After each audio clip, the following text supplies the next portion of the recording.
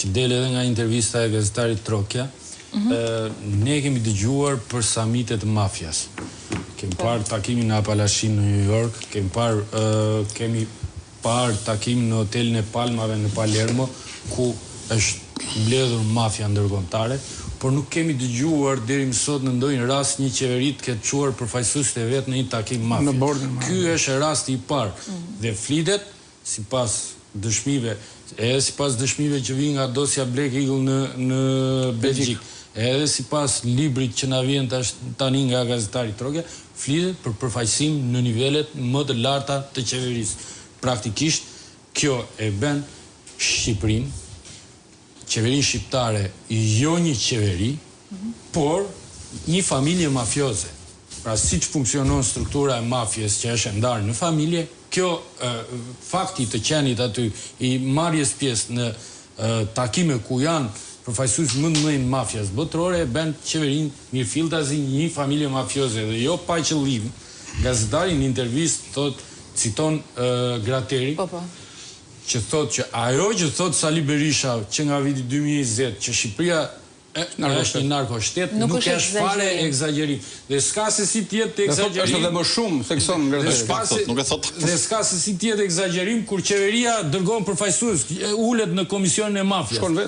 Pra, duke garantuar dhe pushtete thot të fuqishme ekonomike dhe financiare. Kjo është gjëja më e tmerrshme. Tani të kthehemi te koncepti i ishullit të lirisë. Po, dhe të lumturisë, të lirisë. Ishullit të lumturisë, më fal. Çfarë nën kupton gazetari me ishullin e lumturisë? Sigurisht që nën kupton atë që trafikantët shqiptar dhe mafia shqiptare trafikon drog, investon lirë shumë edhe mafia ndërkombëtare në Shqipëri dhe qeveria e cila është e përfshirë në këto punë, me këto para ble edhe, ose më saktë, ble eshtjen e partnerëve ndërkombëtar, sepse këto dosje që i bje në dorë një gazetari, këto dodana që i bje në dorë një gazetari, sigurisht i kanë qeverit e të gjitha kancelarit e Europës.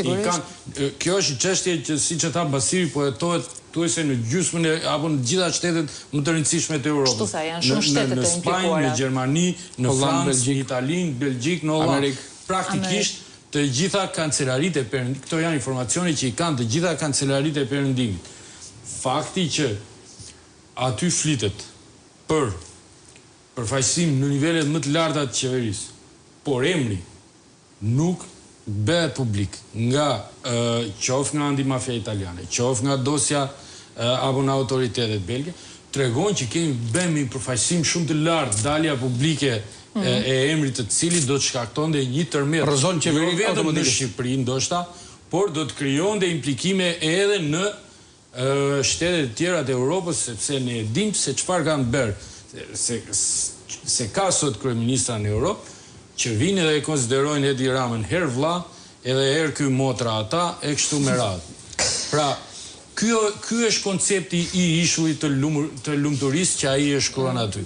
Pra është një po që në ndryshim nga Aruba, që është diku në çfarë detesh ndodhet, në këtë rast po flasim në zemër të Europës. Po, pikrisht është një ishull lumturie në mes të Europës, 30 kilometra nga Venezuelës, ku është bërë një deal me djallin.